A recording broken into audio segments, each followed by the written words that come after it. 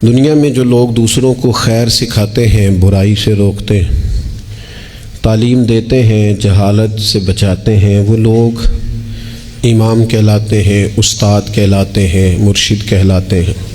بھلائی کے پیغام کو عام کرنے والے کو لوگ مصلح سمجھتے ہیں، اس کو اپنا بڑا جانتے ہیں اور کوشش کرتے ہیں کہ ان سے سیکھی ہوئی باتوں کو اپنی زندگی میں نافذ کریں۔ اللہ تبارک و تعالیٰ نے اس ساری امت کو یہ فرمایا ہے، ساری امت کو، کہ تم اس لیے بہترین امت ہو کہ تم نے لوگوں کو خیر کا حکم دینا ہے،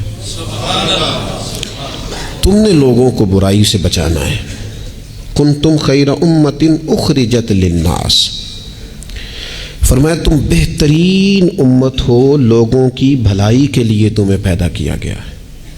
تأمرون بالمعروف وتنہون عن المنکر، تم لوگوں کو معروف کا حکم دو گے اور منکرات سے منع کرو گے۔ اس امت نے، پوری امت نے پیشوائی کرنی ہے پوری دنیا میں، جہاں بھی کفر ہے، شرک ہے، جہاں بھی اسلام سے دور لوگ عقائد لے کے بستے ہیں، ان سب لوگوں تک پیغام حق پہنچانا ہے، ان کی ذہن سازی کرنا، ان کو یہ بتانا کہ سچا اور کھرا دین دین اسلام ہے، ان کو یہ بتلانا کہ ہماری بھلائی، ہماری نجات اللہ کو ماننے میں ہے اور رسول کریم علیہ السلام کے دروازے کی گدائی میں ہے۔ یہ اس پوری امت کے ذمے اللہ نے لگایا۔ ہمارے ہاں لوگ یہ سمجھتے ہیں کہ مجھے نسبت حاصل ہو گئی ہے، اب میرا اعزاز بن گیا ہے، لیکن جو چیز وجہ نسبت ہے اس کو میں اختیار کروں چاہے نہ کروں۔ استاد بڑا باعث افتخار ہے، پر اس کی وجہ عزت یہ ہے کہ وہ پڑھاتا ہے، اور اگر وہ پڑھائی نہ، وہ کہے جی میں استاد ہوں میری عزت کرو، بھئی آپ کا جو منصب ہے وہ بھی تو پورا کریں آپ۔ ایک شخص ہے جس کی وجہ عزت یہ ہے، وجہ فضیلت یہ ہے کہ وہ کسی کو کوئی ہنر سکھاتا ہے، کوئی کام سکھاتا ہے، وہ کہے کہ میری عزت تو کرو، پر جو وجہ ہے عزت کی وہ میں پوری نہیں کروں گا، تو لوگ کہیں گے بھی جو وجہ اعزاز ہے وہ تو آپ نے پورا کیا ہی نہیں۔ اس امت مسلمہ کی جو وجہ فضیلت ہے وہ سب سے پہلی تو یہ ہے کہ یہ رسول پاک کی امت ہے، یہ سب سے پہلا اعزاز ہے، اور دوسری اس کی جو فضیلت اللہ کے قرآن نے بیان کی وہ یہ کی کہ تأمرون بالمعروف، یہ لوگوں کو بھلائی کا حکم دینے والے لوگ ہیں، وتنہون عن المنکر، اور یہ لوگوں کو منکرات سے، بری چیزوں سے، بری باتوں سے روکنے والے۔ اس امت نے غلبے کا کام کرنا تھا، دنیا پہ دین کے جھنڈے کو بلندی دینی تھی۔ ہمارے ہاں جو ہمارا دین ہے نا، اسے ہم نے بطور مذہب کے لیا ہے، بطور دین کے نہیں۔ ہم دین اسلام کو مذہب کے طور پر لیتے ہیں، نماز پڑھنا، روزہ رکھنا، شادی کا موقع آ گیا تو چلو باقی سارے کام اپنی مرضی کے، اور نکاح ضرور کرنا ہے، ایجاب و قبول کرانا ہے دینی طریقے پر، اچھی بات ہے۔ ہم اس کو بطور مذہب کے لیتے ہیں، بطور دین کے نہیں۔ یعنی ہم کہتے ہیں کہ ہم مسجد کے اندر تو اسے قبول کریں گے، لیکن جب دینی طور پر قبول کریں گے نا، پھر ہم مطالبہ کریں گے کہ کچہری میں بھی رسول اللہ کا دین ہونا چاہیے۔ پھر ہم نفاذ کی بات کریں گے، پھر ہم اس کے غلبے، هو الذی ارسل رسولہ بالہدی والدین الحق، یہ دین ہے، والدین الحق لیظہرہ علی الدین کلہ۔ اللہ فرماتے ہیں یہ رسول ہم نے اس لیے بھیجے ہیں دین حق دے کے، تاکہ اس دین کو سارے دینوں پر غالب کر دیں، اس کا غلبہ ہو۔ ہمارا کفر کے ساتھ یہ طریقہ ہمیشہ یہ رہا، غیروں کے ساتھ، کہ بھئی دین ہمارا چلے گا، تم ہمیں جزیہ دو، اپنے مذہب کے مطابق تم کرو پوجا پاٹ، معاذ اللہ جو تم نے کرنی ہے، اگرچہ وہ درست نہیں ہے۔ لیکن اب کیا ہوا ہے؟ اب یہ ہوا ہے کہ نظام ان کا ہے ہر جگہ پہ، اور ہمیں یہ کہا گیا ہے کہ نماز پڑھو کوئی حرج نہیں، روزہ رکھو، زکوٰۃ دو، خدمات کرو، لیکن جو نظام ہے ارسل رسولہ بالہدی والدین الحق لیظہرہ علی الدین کلہ، وہ ہمیں کہتے ہیں کہ نظام ہمارا رہے گا، امریکہ، افریقہ، برطانیہ میں نماز پڑھنے پر تو کوئی پابندی نہیں، لیکن وہ آپ کو آپ کے قانون کے مطابق نفاذ دین کی اجازت. اور یہاں بھی یہ حال ہے. ہمارا سیاستدان کیا کہتا ہے مولوی نماز پڑھے، کون منع کرتا ہے؟ بڑی مسجد بنائے، لیکن سیاست کی بات نہ کرے، وہ غلبے کی بات نہ کرے، وہ اسمبلی میں دین کی بات نہ کرے. یہ وہ بنیادی فرق ہے جسے سمجھنے کی ضرورت ہے کہ جب تک نفاذ دین نہیں ہوتا اتنی دیر تک یہ تفریق ختم نہیں کی جا سکتی کہ یہ امیر ہے اور یہ غریب ہے. اتنی دیر تک یعنی آپ تک نماز تو آئے گی اگر آپ بطور مذہب دین کو لیں گے، لیکن انصاف نہیں آئے گا. انصاف گھر میں تب آئے گا جب دین نافذ ہوگا. غریب کو اس کی داد رسی اس وقت ہوگی جب کچہری میں اور جب پارلیمنٹ میں دین آئے گا. یہ ضروریات زندگی کی تب پوری ہوں گی. ورنہ ٹھیک ہے غریب کی مدد ہو رہی ہے، مسکین سے تعاون ہو رہا ہے اپنے لب و لہجے، تو دین کے لیے جد و جہد کرنا، دین کے نفاذ کی کوشش کرنا، سب سے پہلا مسئلہ تو یہ ہے. دین کیسے نافذ ہو؟ سب سے پہلا مسئلہ تو یہ ہے کہ ہمارے اندر وہ خاص شعور ہی نہیں کہ مذہب کو نافذ ہونا چاہیے. کیونکہ اپنی اپنی دکانداری، اپنا اپنا نظام، اپنا اپنا حساب، اپنے طریقے سے سب لوگ لے کے چل رہے ہیں. وہ ایک نظام کے جھنڈے کے تلے آنے کو تیار. سب سے پہلی بات تو یہ ہے کہ ہمارے اندر دینی شعور پیدا ہو. ہم پسند کریں اس بات کو کہ اگر نبی پاک نے سادہ کھانا پسند کیا تو ہمیں بھی سادہ پسند ہے. ہم پسند کریں اس بات کو کہ اگر حضور نے فرمایا ہے کہ سادی بارات جائے گی، تھوڑے سے لوگ ہوں گے، نکاح آسان ہوگا، وہ برکت والا ہوگا، تو ہمارا یعنی وہ جو ہمارے اندر چیز پنپتی ہے نا کہ میں مطلب چاہ کرنا ہے میرے منڈے دا بیاہ ہے، وہ پنپے نہ، وہ خواہش نہ پیدا ہو. سب سے پہلی بات تو یہ ہے. ہم کہیں یار میں اسی طرح بیٹی کا بیاہ کروں گا جس طرح مدینے والے نے سیدہ فاطمہ کا کیا ہے. ہم اسی طرح نکاح کو رواج دیں گے جس نکاح کا رواج نبی پاک نے مولا علی شیر خدا کے لیے پسند فرمایا ہے. یہ جب پہلی بات تو یہاں اپنے آپ کو کھڑا کرنا بڑا ضروری ہے. یہاں نہیں کھڑا کر پاتے. اگر پیسے ہاتھ نہیں آئے تو چلو ٹھیک ہے ہم سادے ہو گئے، اگر آ گئے تو یاد رکھو فقیری میں فقیری کرنا کوئی کمال نہیں، کرنی پڑتی ہے، مجبوری ہوتی ہے.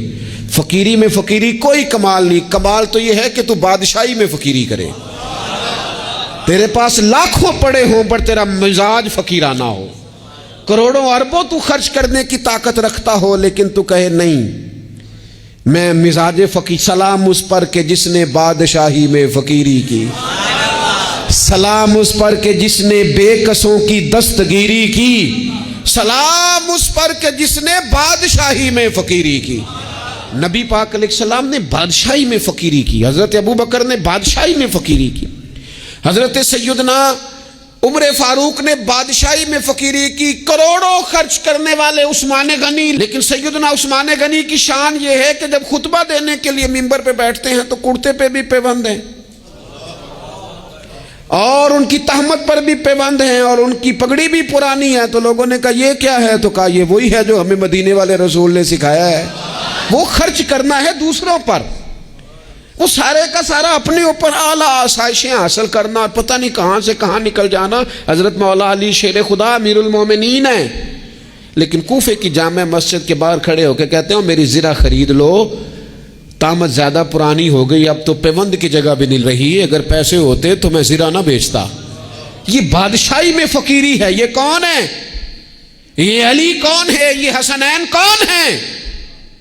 یہ دنیا کے باغ کے مالک نہیں، یہ تو جنت کے مالک لوگ ہیں. لیکن بادشاہی میں فقیری ہے. ایک تو یہ ماحول بنائیں کہ دین کو بطور دین قبول کریں، جس کو تجارت نہ بنائیں کہ میں نفل پڑھوں گا تو میرا کام صحیح چلے گا تو میں فلانا کام کروں گا. عبادت کو عبادت رہنے دیں. اگرچہ تسبیحات گننا جائز ہے لیکن ہر وقت اپنی نیکیاں گنتے ہی رہنا اور کانوں میں بتا دینا کہ آج میں 4,500 پڑھے ہے، یہ بھی ٹھیک. زاہدوں نے یہ عجب کام کیا، اب بس ہے نا کہ تسبیح کے دانوں سے جو کام لیا، چاہیے تھا نا کہ بے شمار پکارتے تجھ کو. اور یہ بھی کوئی بات ہے گن گن کے تیرا نام لیا، گن گن کے تیرا نام لیا. وہ جو دیتا ہے وہ بھی کبھی گنا ہے، لیکن اس کا نام بھی لینا تو پہلے گن لینا. یہ کیا بات ہوئی؟ میں نے کہا گننا جائز ہے، لیکن اس گننے میں اپنے آپ کی بڑھوتری بیان کرنا کہ میں بڑی شے ہوں، میں نے اتنا پڑھا، یہ درست نہیں ہے۔ تو میرے عزیز، ایک تو دین کو نافذ کریں، اپنی طبیعت جی دین جو کہتا ہے نا۔ خواجہ صاحب نے خط لکھے ہیں کچھ 8 خط میں نے خواجہ صاحب کے پڑھے ہیں جو خواجہ قطب الدین بختیار کاکی کے نام ہے۔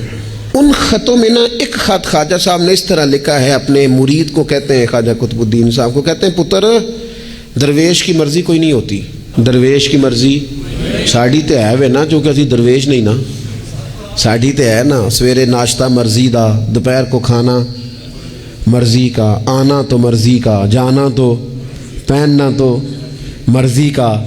اور میرے صاحب کے پاس ایک شخص نے آ کے کہا حضور جو میں چاہتا ہوں وہ ہوتا نہیں، تو حضرت صاحب فرمانے لگے یہ تو خدائی دعویٰ ہے، جو چاہے ہو جائے، یہ تو اللہ کی شان ہے۔ اتنی بڑی بات تو نے کر دی کہ جو چاہتا ہوں ہوتا نہیں، یہ تو رب کی شان ہے کہ رب جو چاہتا ہے وہ، تو بندہ ہے، تو اتنی بڑی بات کیوں کر رہا ہے؟ خواجہ معین الدین چشتی رحمۃ اللہ علیہ خواجہ قطب صاحب کو خط لکھتے ہیں اور فرماتے ہیں پتر درویش کی مرضی نہیں ہوتی۔ حضور کیا مانا؟ تو فرمانے لگے درویش کی وہی مرضی ہوتی ہے جو اس کے رب کی مرضی ہوتی ہے۔ ہم جب خود مذہب پہ عمل کریں گے تو لوگوں کو اندازہ ہوگا کہ مذہب عمل کے قابل ہے، دین عمل کے، لیکن خود تو عمل کر ہی نہیں رہے۔ ہر موقع پر برادری سامنے، ہر موقع پر رسم و رواج سامنے، تو دوسروں پر دین کیسے نافذ ہوگا؟ تو کہیں سے شروع کریں۔ دوسری بات یہ ہے کہ اشاعت علم بڑا ضروری ہے۔ دین کی جو بنیادی اور ضروری تعلیمات ہیں، دیکھیں کسی شخص کو کی روزی روٹی ٹھیک کر دینا بھی بڑی بات ہے، لیکن اس کو علمی طور پر مضبوط کر دینا، اس کو اللہ والا کر دینا، اس کا توکل مضبوط کر دینا، اس کے مزاج میں صبر پیدا کر دینا، حوصلہ پیدا کر دینا، خودداری پیدا کر دینا، عزت نفس اس کی طبیعت میں ڈال دینا، یہ اس کی جو خدمت ہے نا، یہ بہت بڑی خدمت کہ آپ نے کسی بندے کو اخلاقی طور پر دینی، روحانی اور مذہبی مزاج دے دیا۔ رسول اللہ صلی اللہ تعالی علیہ وسلم کے زمانے میں صحابوں کے پاس کروڑوں اربوں خربوں روپے نہیں آئے تھے، ان کے پاس کیا آیا تھا؟ خلق محمدی کا رنگ آیا تھا ان میں، صلی اللہ تعالی علیہ وسلم۔ اس کو سیکھنے، سمجھنے اور عمل کرنے کی عادت، لوگوں میں پیغام دین اور اشاعت علم، یہ بڑا ضروری کام ہے، اور انسان ساری زندگی سیکھے۔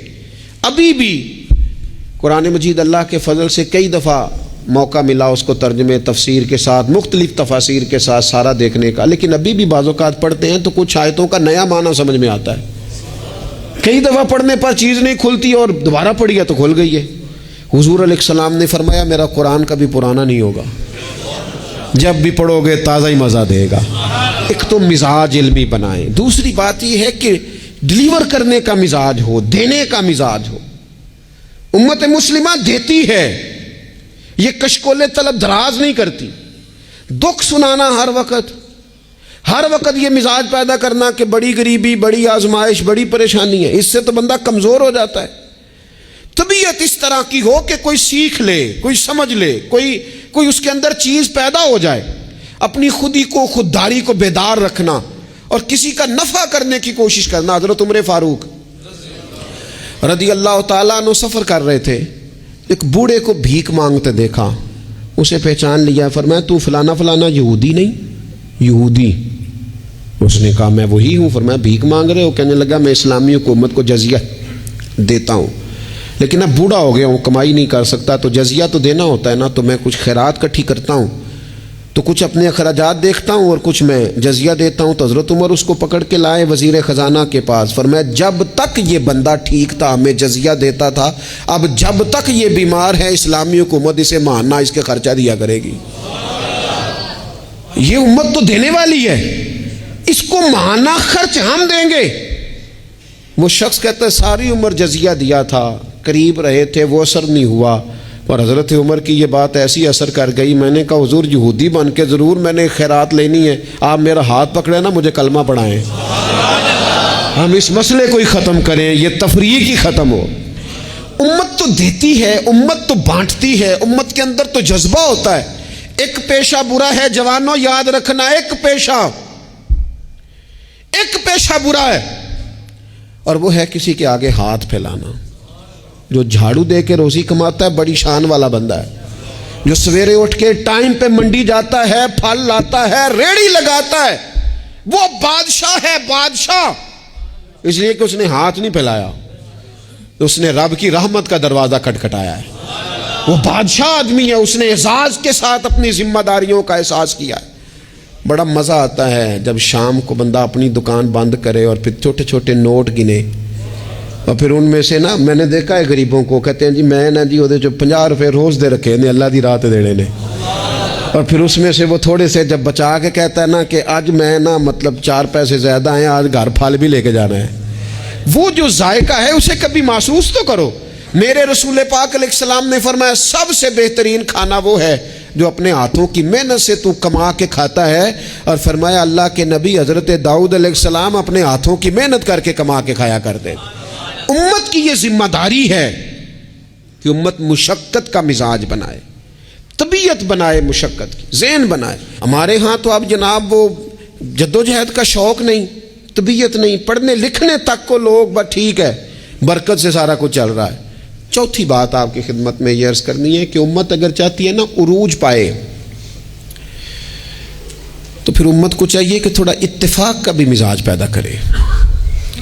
ہمارے ہاں نا فروعی مسائل میں بھی اتنا اختلاف ہے، اتنا رٹا ہے، کوئی بندہ دوسرے کو قبول کرنے کو تیار نہیں ہے، جھگڑا ہی جھگڑا، بحث ہی بحث۔ ایک گھر میں 4 لوگ رہتے ہیں اور چاروں کا مزاج مختلف ہے، چاروں کی پارٹیاں مختلف ہیں، چاروں کی سیاست مختلف ہے، چاروں کا مزاج مختلف۔ کسی خاندان میں اتفاق نہیں رہا، کسی قبیلے میں اتفاق نہیں رہا، کسی گروہ میں جماعتیں ٹوٹ پھوٹ کا شکار، تنظیمیں ٹوٹ پھوٹ کا شکار، ملکوں میں ماحول اتنا عجیب۔ یہ میرا وطن ہے پاکستان، جن لاکھوں لوگوں نے قربانیاں دی تھیں وہ پوچھتے ہیں اس لیے تمہیں وطن بنا کے دیا تھا؟ وہ جو ہجرت کر کے آتے رستے میں قتل کر دیے گئے تھے، وہ سوال تو کریں گے نا قیامت کے دن کہ یہ حال کیا تم نے وطن عزیز کا، یہ کیفیات تم نے کی لوگوں کی، کوئی حال ہی نہیں۔ کبھی کوئی کسی کے خلاف بات ہے تو کبھی کوئی رسہ کھینچ رہا ہے تو کبھی کوئی کسی کے پاؤں کھینچ رہا ہے، خدا رہا کوئی استحکام۔ لوگ جوڑتے ہیں، بڑوں کا کام ہوتا ہے قوم کو جوڑنا، ان کو نظریاتی طور پر مضبوط کرنا، ان کی فکر کو مجتمع کرنا۔ رائے کا اختلاف ہو جانا کوئی بڑی بات ہے؟ زندہ لوگوں میں اختلاف ہو جاتا ہے، زندے جب لوگ ہوتے ہیں تو ان کی رائے مختلف ہے، لیکن اپنی رائے کو دوسرے پہ مسلط کرنا، تھوڑا سننے کا بھی حوصلہ پیدا کرے تو کچھ اتفاق کا مزاج، کچھ تھوڑی دوسروں کی تعریف، کچھ تھوڑا کسی اور کو بھی قبول کر لینا، تھوڑا سا کسی اور کے بارے میں بھی کبھی اچھی رائے دے لینا، کبھی کہہ لینا کہ نہیں فلانا فلانا فلانا فلانا آدمی۔ جب لوگ بخیے ادھیڑ رہے ہوتے ہیں نا، فلانا بھی برا ہے، فلانا بھی برا ہے، فلانا بھی برا ہے، فلانا بھی برا ہے، تو میں اکثر کہتا ہوں یار تم نے اتنی جلدی کر دی سب کو برا کہنے کی، تمہیں پتہ نہیں لقد خلقنا الانسان فی احسن تقویم۔ رب کہتا ہے میں نے تو بڑا سونا انسان بنایا ہے اور تمہیں کسی میں اچھائی نظر نہیں آ رہی۔ اور امت وہ ہے جو رسول رحمت کی امت ہے، لیکن وہ چھوٹی چھوٹی باتیں، چھوٹی چھوٹی لڑائیاں، کچھ اتفاق۔ امت مسلمہ جب تک متفق نہیں ہوتی اپنی عزت کو کبھی بحال کر سکتی، جب تک ان کا اور اتفاق چھوٹے چھوٹے ٹکڑوں میں امت کو بانٹ دیا گیا ہے، چھوٹی چھوٹی ریاستیں، چھوٹے چھوٹے گروہ، چھوٹے چھوٹے مفادات، جب تک یہ اتفاق نہیں پیدا کرتے اتنی دیر تک آگے بڑھا جا سکتا۔ اور 5ویں بات، جب تک مسافر منزل پر پہنچنے کی تڑپ نہیں نہ پیدا کرتا اتنی دیر تک منزل اس کے قریب نہیں آتی۔ اس امت کی منزل ہے کنتم خیر امت اخرجت للناس تأمرون بالمعروف وتنہون عن المنکر۔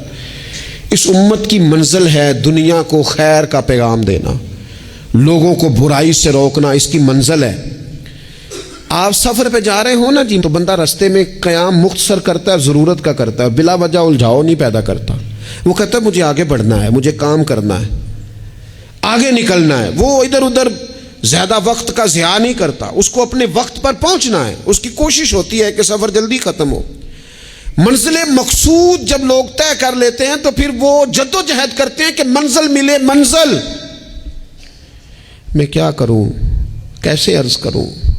ہمارے ہاں لوگوں نے منزل کا تعین ہی نہیں کیا، منزل پیسے کو، شہرت کو، دولت کو بنایا۔ ہماری منزل تھی کہ ہم نے دنیا میں خیر پھیلانی ہے، ہم نے حق کی اذانیں دینی ہیں، ہم نے لوگوں کو پیغام دینا ہے کہ اگر تم نے خیر سیکھنی ہے تو دروازہ رسول پہ آؤ صلی اللہ تعالی علیہ۔ لیکن ہمارا تو گھر کا جھگڑا ہی نہیں ختم ہو رہا، ذاتی رٹے ہی نہیں ختم ہو رہے، ہمارے اپنے روزمرہ کے مسائل نہیں ہمیں پیس کے رکھ، باہر نکلنے کو تیار ہی نہیں، بڑی سوچیں۔ اقبال کہنے لگے وائے ناکامی متائے کارواں جاتا رہا، اور کارواں کے دل سے احساس زیاں جاتا رہا۔ کہنے لگے مسئلہ تو یہ ہے کہ سارا کچھ لٹ گیا اور ہمیں احساس بھی نہیں کہ لٹ گیا ہے، امت بکھر گئی، ٹوٹ گئی، اور احساس بھی نہیں کہ ٹوٹ گئی۔ کچھ کوشش، کچھ جد و جہد، کچھ آگے بڑھنا، کچھ ہمت کرنا، کچھ تھوڑا سا منزل کی طرف سفر کرنا کہ ہم اپنا جتنے لوگ آئے نا امت مسلمہ میں انہوں نے خیر میں اپنا حصہ ڈالا۔ حضرت صدیق اکبر، فاروق اعظم، عثمان غنی، مولا علی، سعد بن ابی وقاص، حضرت ابو عبیدہ بن جراح، جناب معاذ بن جبل، حسنین، کریمین، آگے آئیے حضرت عمر بن عبدالعزیز، امام بخاری، امام مسلم، امام ترمذی، امام اعظم، امام احمد بن حنبل، امام شافعی، اعلیٰ حضرت بریلوی۔ آپ دیکھیں لوگ اپنے اپنے دور میں اپنا حصہ ڈالا، وہ دین کا پیغام دور کے تقاضوں کے مطابق سناتے گئے۔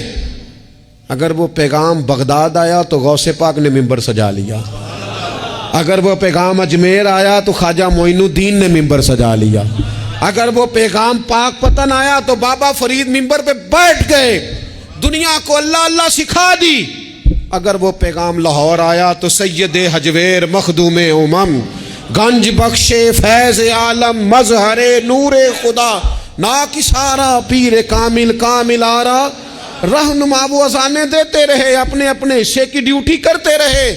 اب میری اور آپ کی باری آئی، سو کے وقت نہ گزار دینا، دیکھنا سوتے سوتے اسرائیل نہ آ جائیں، دیکھنا کھانے پینے کے سفر میں ہی زندگی تمام نہ ہو جائے، دیکھ لینا پروگرام بناتے بناتے ہی سانسیں ٹوٹ نہ جائیں۔ اقبال تڑپ کے کہنے لگے حضور کی بارگاہ میں، کہنے لگے میری زندگی کا مقصد تیرے دین کی سرفرازی، میں اسی لیے مسلمان، میں اسی لیے مسلمان، میں اسی لیے مسلمان، میں اسی لیے نمازی۔ یہ سارا کچھ جو کچھ ہے یہ بلندی دین کے لیے، سربلندی مذہب اسلام کے لیے۔ اپنے اندر جو کوئی کچھ کر سکتا ہے وہ جد و جہد پیدا کرے۔ سب سے پہلی بات تو یہ عرض کی ہے کہ اپنے اندر دین کا شعور پیدار کرے، علم دین کا مزاج بنائے، بادشاہی میں فقیری کی طبیعت پیدا کرے، امت کو جوڑنے کی بات کریں، کم از کم فروعی اختلافات کو تو چھوڑیں۔ اور پانچویں بات یہ ہے کہ جو کوئی کچھ کر سکتا ہے وہ کرے، آگے بڑھے۔ ایک بندے کو نمازی بنا سکتا ہے تو اسے بنائے، ایک کو قرآن مجید کی تعلیم کے قریب کر سکتا ہے تو کرے، لوگوں کو بتائے کہ یہ گناہ، یہ میل کچیل، یہ مومن کی شان ہی نہیں، مومن کا کردار، اس کی عظمت اس کے نام سے واضح ہے۔ وہ حضور والے جو ہیں وہ تو لفظ سے واضح ہے کہ یہ کون لوگ ہیں۔ میری زندگی کا مقصد تیرے دین کی سرفرازی، میں اسی لیے مسلمان، میں اسی لیے نمازی، وما علینا الا البلاغ المبین۔